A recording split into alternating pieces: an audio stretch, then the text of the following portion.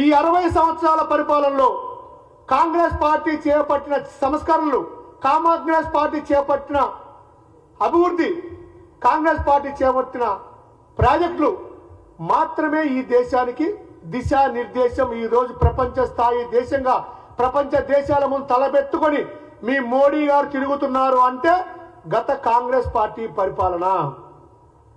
ఇది కిషన్ రెడ్డి గారు గుర్తు చేసుకోవాలి. కొత్తగా ఓటు హక్కు సాధించిన యువకులకు తెలవాలి. ఈ దేశంలో ఇంత ప్రశాంతంగా రాజ్యాంగం కాపాడుతున్నా, ఈ దేశంలో ఇంత ప్రశాంతంగా రాజ్యాంగ వ్యవస్థలు పనిచేస్తున్నా గతంలో కాంగ్రెస్ పార్టీ పరిపాలించిన విధానం, వ్యవస్థల పట్ల గౌరవం, గతంలో కాంగ్రెస్ పార్టీ చేపట్టిన కార్యక్రమాలు వలనే ఈరోజు మోడీ గారు ఇంత ప్రశాంతంగా దేశాన్ని పరిపాలించగలుగుతున్నారు. అయినా మీ బుద్ధి చూపిస్తున్నారు. భారతదేశ స్వాతంత్రానికి ముందు కూడా ఈ దేశంలో లెఫ్టిస్టులు ఉన్నారు, మీలాంటి హిందుత్వవాదులు ఉన్నారు. కానీ భారతదేశం ఆ రోజు నుంచి ఈ రోజు సమైక్యంగా ఉందంటే కేవలం కాంగ్రెస్ పార్టీ వల్లే. అన్ని వర్గాల్ని, అన్ని మతాలని, అన్ని కులాలని సమాన గౌరవంతో చూస్తుందంటే కేవలం కాంగ్రెస్ పార్టీ వల్లనే. ఇవన్నీ మీకు తెలీదా? బండి సంజయ్ గారు తెలీదా? కిషన్ రెడ్డి గారు తెలీదా?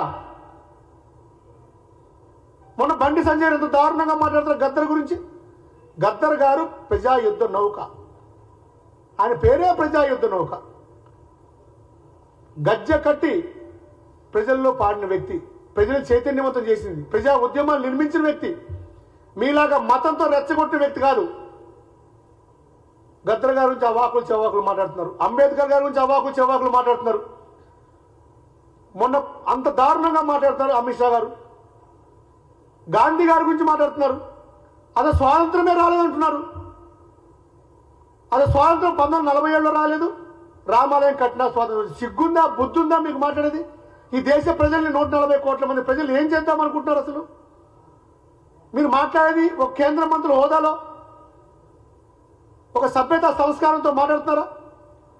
ప్రజలు చూస్తున్న సోయిందా మీకు?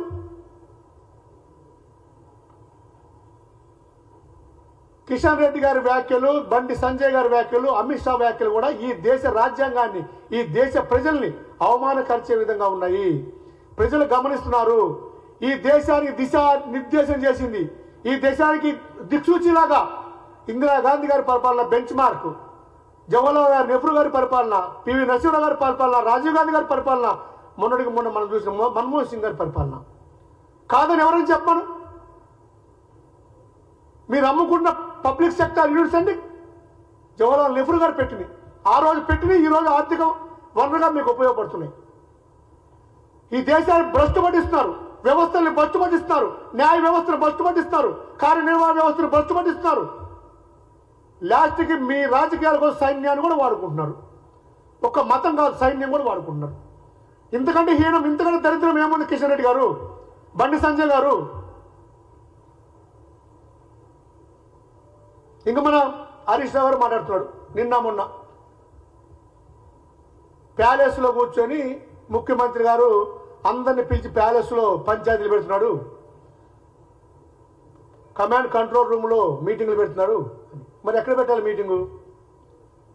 నువ్వు దొరలెక్క రాజశేఖర రెడ్డి గారు ప్రజాభవన్ కడితే దాన్ని దొరలెక్క గడి చేసి మొత్తం కాంపౌండ్ కట్టి కంచెలేసి ఎవరిని ఇంట్లో రానికుండా చేస్తే నీ దొర గడిలో ఈరోజు మా ఉప ముఖ్యమంత్రి, దళిత నాయకుడు, ఆర్థిక మంత్రి ఆయన నివాసం ఉన్నాడు.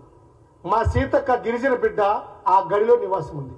ప్రతి క్షణం ప్రజల కోసం, ప్రజల సంక్షేమం కోసం, ఈ రాష్ట్ర అభివృద్ధి కోసం పాటుపడుతూ వచ్చిన ప్రతి వ్యక్తిని నువ్వు లోపలికి రాకుండా గేటు పెట్టి లాకుండా, అలాంటి దగ్గర వందల మంది, వేల మంది ప్రతిరోజు వాళ్ళని కలుస్తున్నారు.